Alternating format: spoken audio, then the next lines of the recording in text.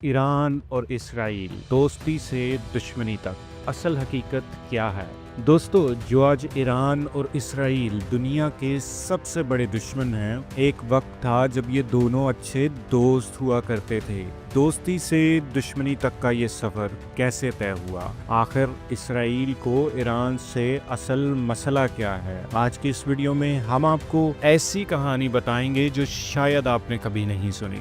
राज TV के सफ़र में एक और कदम। चलिए शुरू करते हैं आज की कहानी मेरी जुबानी। 1948 में जब इसराइल बना, दुनिया के अक्सर मुस्लिम ममालिक ने उसे तस्लीम करने से इनकार कर दिया था, लेकिन ईरान उस वक्त इसराइल को तस्लीम करने वाले पहले मुस्लिम ममालिक में से था। ईरान और इसराइल के दरमियान डिप्लोमेटिक टाइज भी थे। इसराइल के ऑफिशियल्स तेहरान में आज़ादी से आते जाते थे। ट्रेड और टेक्नोलॉजी का तबादला भी होता रहा है, मगर ये सब क्यों? क्योंकि उस वक्त ईरान अमेरिका के करीबी दोस्तों में से था और इसराइल भी, और दोनों का एक ही दुश्मन था, अरब नेशनलिस्ट रजीम्स जैसे इजिप्ट और इराक। लेकिन ये दोस्ती ज़्यादा देर नहीं चल सकी। 1979 में ईरान में एक बड़ी तब्दीली आई, इस्लामिक रेवोल्यूशन। आयतुल्लाह खुमैनी ने शाह मोहम्मद रज़ा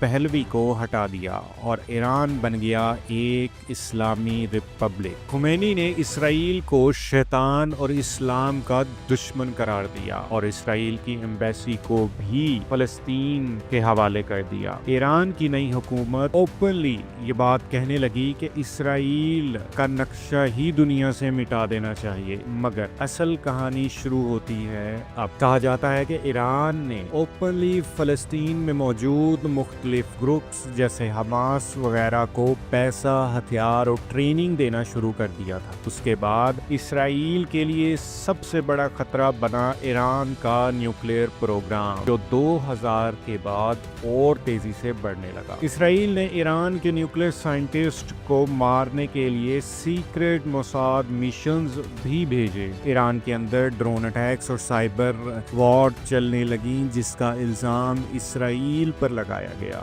लेकिन क्या ये एक असली जंग मिसाइल की थी या फिर कुछ और? सीरिया, लिबनान, इराक, हर जगह ईरान और इसराइल के लोग आमने सामने आने लगे। हिजबुल्लाह को ईरान सपोर्ट करने लगा इसराइल के खिलाफ, मगर इसराइल भी सीरिया में ईरान के मिलिट्री बेसिस पर हमले करने लगा। दोस्तों, 2000 के बाद ईरान का न्यूक्लियर प्रोग्राम इसराइल के लिए सबसे बड़ा खतरा बना। इसराइल ने ओपनली कहा, अगर ईरान ने न्यूक्लियर बॉम्ब बनाया तो पहला निशाना वो इसराइल को बनाएगा। हमेशा से इसराइल को ये खतरा रहा है। इस तरह ईरान मुख्तलिफ ममालिक और ग्रुप्स को सपोर्ट करता रहा इसराइल के खिलाफ, और इसराइल भी ईरान को निशाना बनाता रहा जब जब मौका मिला। और इसराइल माजी में ये खुलेआम कह चुका है कि हमने पाकिस्तान को एटमी ताकत बनने दिया, ये हमारी सबसे बड़ी गलती थी,